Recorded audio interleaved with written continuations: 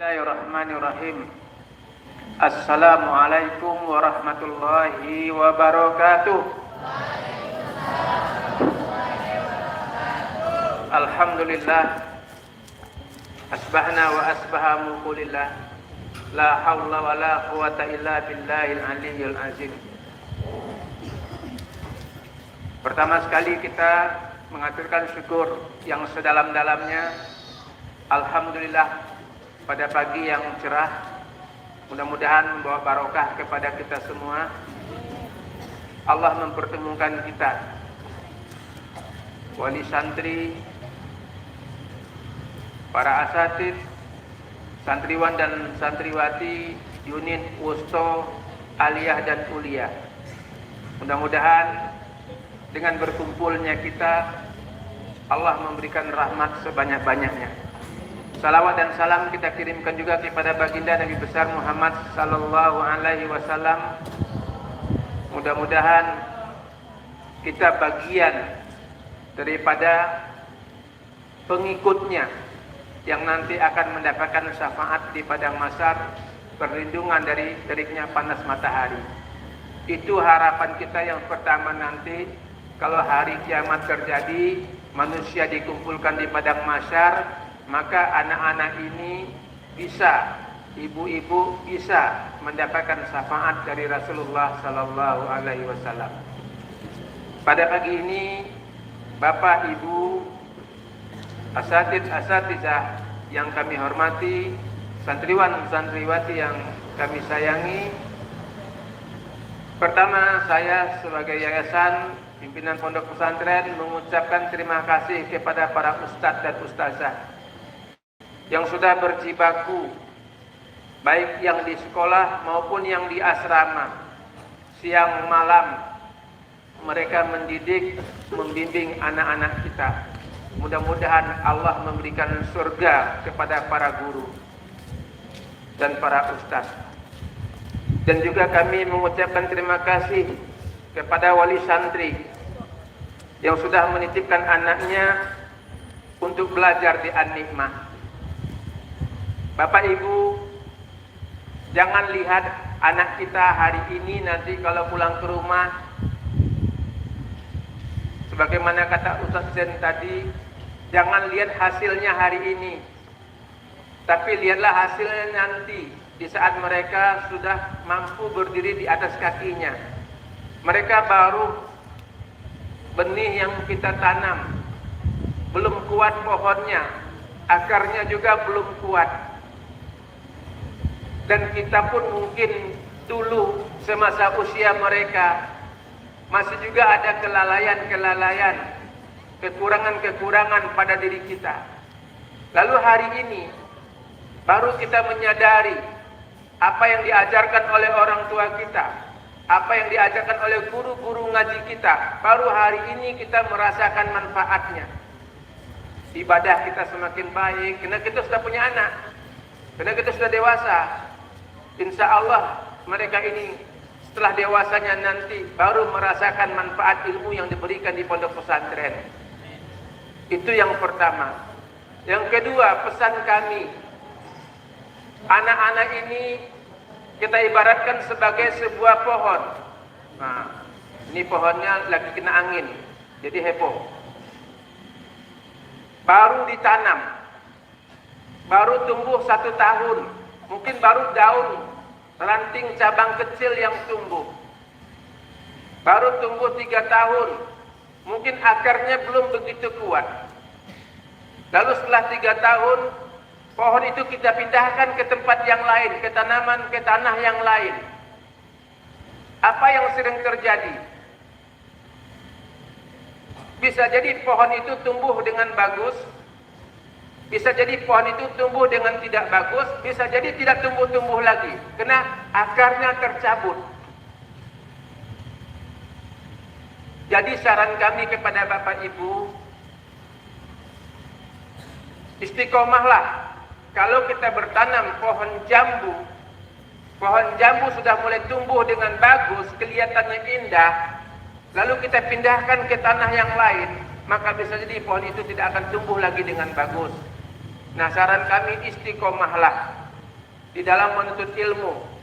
Kami juga para guru-guru, ustadz-ustadz yang berdiri depan bapak ibu ini, depan anak-anak, dulu pernah merasakan seperti mereka, dengan gaya dan keculuan dan kelucuannya masing-masing.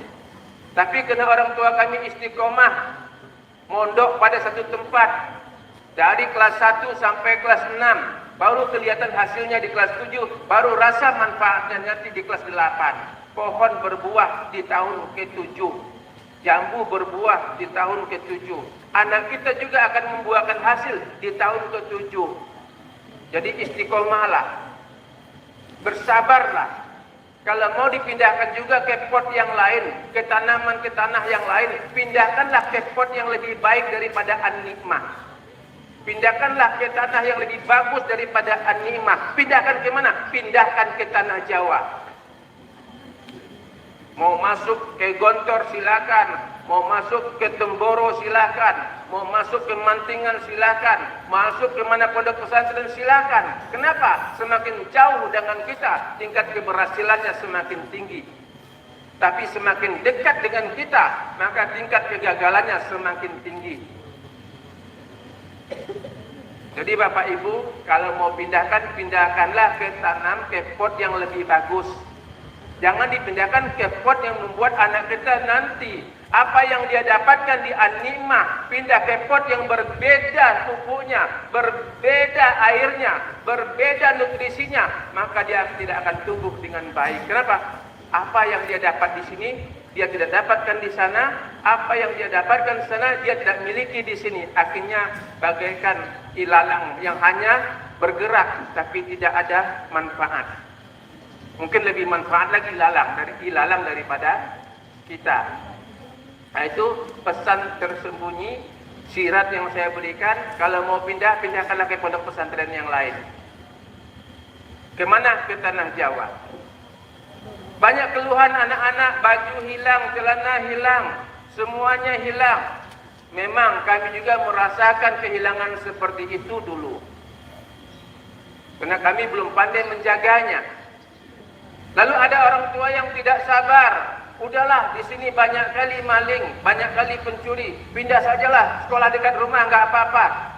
Datang orang tuanya kepada saya, Ustadz, saya rasa udah capek saya dengar kata-kata anak saya. Tiap datang yang bahasanya hanya hilang-hilang, bukan hafalan yang diberikan kepada saya. Hafalannya bukan, tapi hilangnya yang diberikan. Jadi udahlah, saya pindahkan sajalah. Saya ini kalau masuk ke masjid dari pintu barat, keluarnya pintu utara. Lalu di pintu utara, pintu sendalnya tinggal di pintu barat. Nah, di pintu utara diambil sendal temannya. Kalau satu saja mengambil sendal temannya, maka 100 yang di dalam masjid tadi akan mengambil sendal temannya masing-masing. Nah, itulah kelakuan mereka. Ada nggak dia ngelapor kayak gitu? Nah, ya putri gitu juga. Hilang itu mah, pokoknya semua atribut bahan bakar dalam badannya hilang. Ya hilang kenapa? Dijemur pagi ini, ambilnya minggu depan. Nah kadang-kadang dah berlumut bu, sekarang laba-laba tuh. Nah. Jadi itu yang kami hadapi. Oke lah Pak, kalau Bapak juga tidak sabar karena kehilangan terus, ya nggak apa-apalah pindahkan.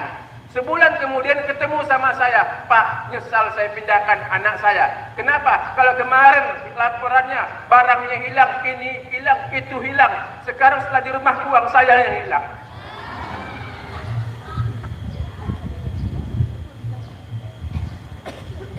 Pak, hati-hati, saya pesan saja. Hilang sendalnya masih bisa kita belikan, tapi hilang pergaulannya di luar. Kena mendapatkan teman-teman yang tidak benar. Jangankan uang kita yang di lemari hilang, masa depan juga hilang disebabkan kita terlalu percaya sama anak-anak kita. Jadi saya pesan, kalau mau dipindahkan juga, pindahkanlah ke tempat yang lebih baik. Insya Allah tahun depan An-Nikmah sudah membuka kuliah untuk putra. Insya Allah ijazah wusto, ijazah kuliah, ijazah aliyah, semuanya bisa digunakan untuk melanjutkan ke perguruan tinggi kemana saja. Tapi yang terpenting, ijazah adalah penting, tapi masa depan anak-anak jauh lebih penting lagi yang harus kita pikirkan. Coba lihat di luar sana Pak, kalau Bapak hari Minggu jalan di Marco Polo, itu semua anak usia segini dengan bawa anak gadis, entah anak siapa yang dibawanya, balapan liar. Malah apa Pak, sesama mereka bayarnya siapa? Ceweknya yang dibayar untuk balapan liar tersebut.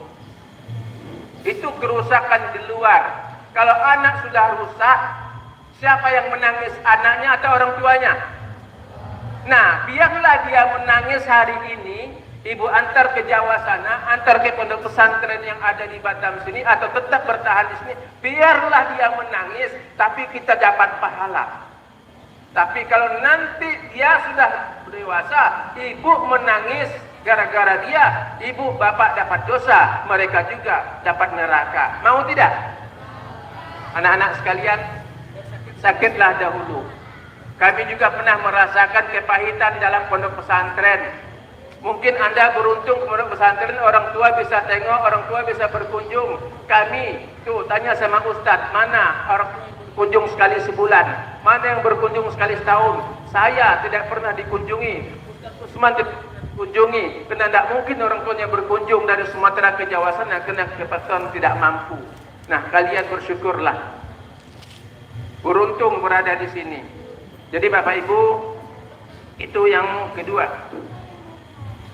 Yang ketiga, anak-anak ini akan libur panjang selama 1 tahun. Ya, liburnya 2022,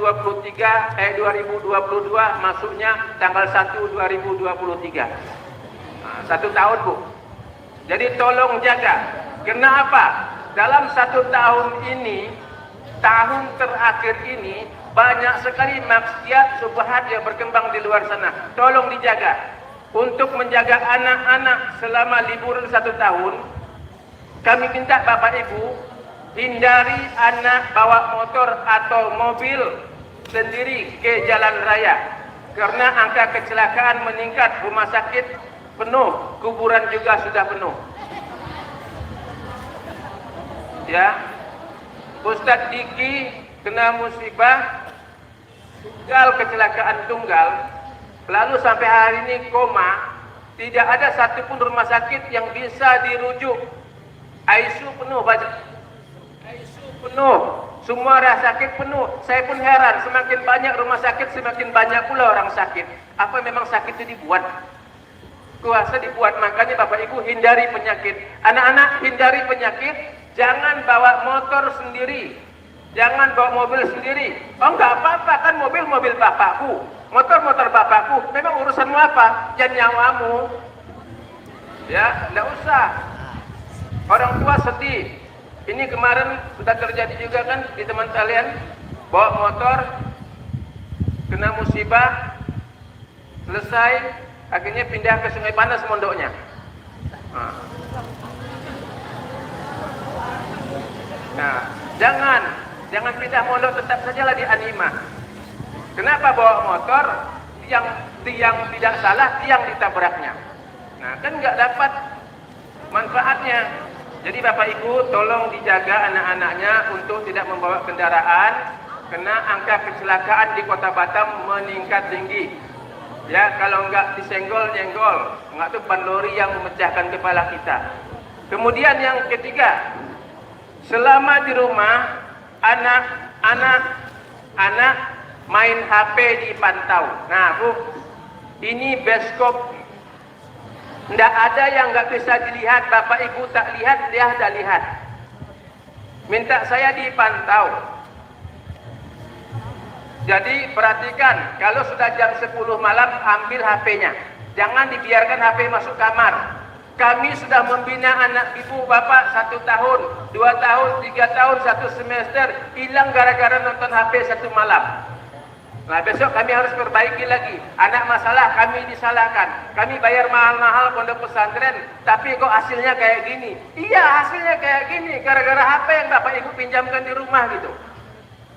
Nah, jadi tolong perhatikan HP-nya, jangan dikasih. Boleh, silakan main di ruang tamu, tapi jangan dibawa kamar.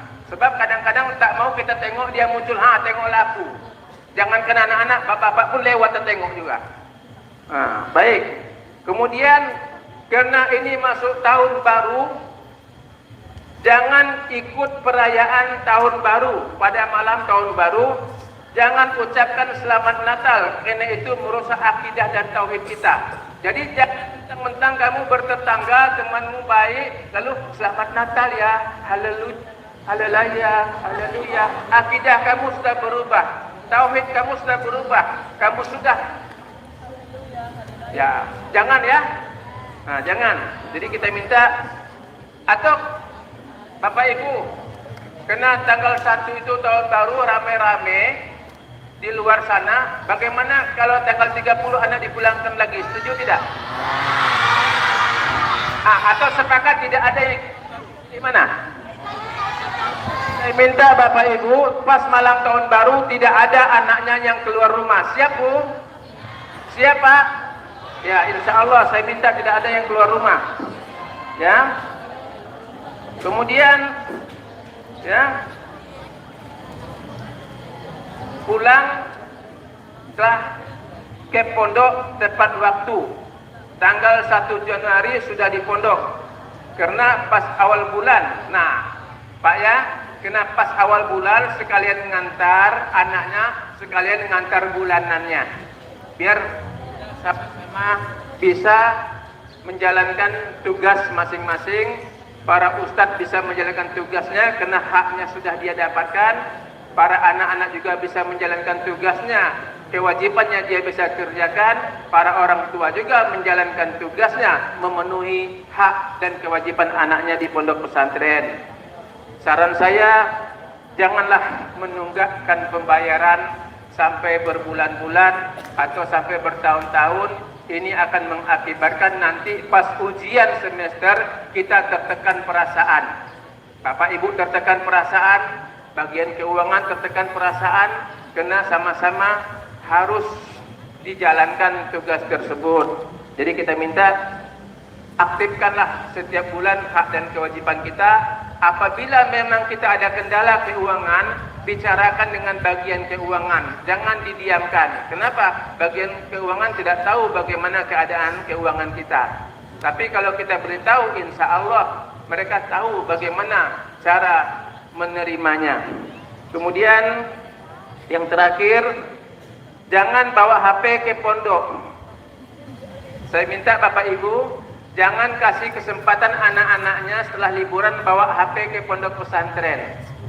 Kalau bawa HP ke pondok, ya itu akan melanggar disiplin dan resiko HP disita atau dipecahkan. Kami ingatkan, jangan bawa HP ke, kalau bawa ke pondok HP-nya langsung jawab dipecahkan, nggak lagi disita. Bapak Ibu kami undang untuk memecahkannya. Pak, HP saya baru beli Pak, iPhone 19 juta. Bapak pecahkan. Kami lapor ke polisi Pak. Ya silakan lapor. Kenapa? Kami sudah sampaikan hari ini. Jangan bawa, simpan di rumah. Malah nanti kalau Pak Anies Baswedan jadi presiden, saya akan usulkan. Usulnya Pak Anies kalau bisa HP untuk anak TK, HP untuk anak SD, HP untuk anak SMP, SMA, itu bedakan sama HP kita yang sudah dewasa. Supaya kenapa? Ini kan HP anak TK sama anak bapak dewasa sama isinya. Nah kalau HP itu ada, nanti beli HP pakai KTP gitu, pakai kartu pelajar. Jadi di HP anak sekolah itu tidak ada maksiat di dalamnya.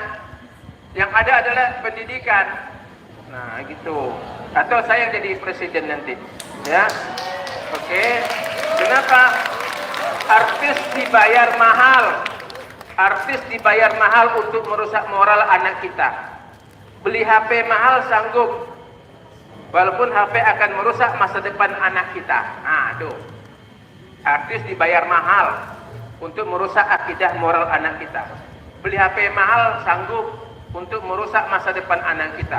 Maka kami mengatakan di tulisan di sana, ada orang tua marah-marah sama gurunya, sama ustadznya karena memecahkan HP-nya. Tapi nggak pernah marah sama HP karena merusak anaknya. Malah seorang mahasiswa bertanya kepada kiainya, "Yai, bagaimana hubungan HP, hubungan Al-Quran dengan umat manusia hari ini?" Ya, kata kiai tersebut, ya, HP hari ini, ya, Al-Quran hari ini HP itu sama dengan orang memegang HP. Jadi dia mengakar nih, kayak saya ini Pak Buya, ini HP ini sudah mengakar di tangan nih, nggak pernah lepas. Tapi pernahkah kita lepaskan Al-Quran di tangan kita? Banyak sekali. Nah, boleh tidak lepas, tapi Al-Quran ada di HP. Malah kami bapak-bapak ini jujur, lebih takut ketinggalan HP di rumah daripada ketinggalan dompet. Ya Pak ya, kalau dulu sebelum ada HP kita ketakutan ketinggalan dompet, tapi sekarang ketinggalan dompet nggak masalah. Nah artinya Bapak Ibu yang dimuliakan Allah, tolong jaga ya. Nah, karena anak-anak belum bisa membedakan apa yang dilihat, yang dibolehkan dan mana yang dilarang. Nah kemudian karena sudah mulai masuk tahun ajaran baru, kami mohon bantuan Bapak Ibu, santriwan dan santriwati, ya sampaikanlah berita baik kepada tetangga-tetangga kita sehingga anaknya juga ikut menjadi baik masuk pondok. Kalau yang tidak baik itu adalah kelemahan dan harus kita perbaiki bersama. Dalam kesempatan ini karena masuk tahun ajaran baru, kami minta bantuan Bapak Ibu. Ya. Nanti sewaktu pembagian rapot ambil ini satu-satu, tempelkan di masjid, di madrasah kita masing-masing. Kenapa? Bagaimanapun juga untuk mengajak yang baik, ya kita harus berani berkorban. Orang lain saja mengajak untuk maksiat, berani dia berkorban. Nah, alhamdulillah selama 1 tahun ini, ya 1 semester ini, kita tunjukkanlah, anak-anak tunjukkanlah kalian itu berbeda dengan sebelum masuk pondok, sehingga tetanggamu, temanmu, orang tuamu mau mempromosikan pondok pesantren kepada yang lain sebagai amal kebaikan. Kalau enggak, siapa lagi yang akan menyelamatkan? Kalau memang kemarin ada berita di koran atau di media baca anak-anak memukul temannya, baca lagi lah media hari ini atau besok, sudah kami klarifikasi apa permasalahan yang sebenarnya terjadi. Kemudian pembelajaran ya sudah kondusif, kita minta ke depan kita lebih baik lagi. Nah, kemudian Bapak Ibu, yayasan juga membuka forum komunikasi. Silakanlah kalau ada kendala, ada masalah, konsultasikanlah kepada semua ustadz yang ada. Apabila menerima laporan dari anak, langsung ke ustadznya. Kadang-kadang anak ini ada masalah, enggak lapor kepada kami, langsung lapor kepada orang tua. Dan mudah-mudahan pada kesempatan ini kami ucapkan selamat berlibur, selamat menikmati 1 tahun liburan, dan mohon orang tua berikan masukan kepada kami apabila ada keluhan-keluhan nanti di rumah. Assalamualaikum warahmatullahi wabarakatuh.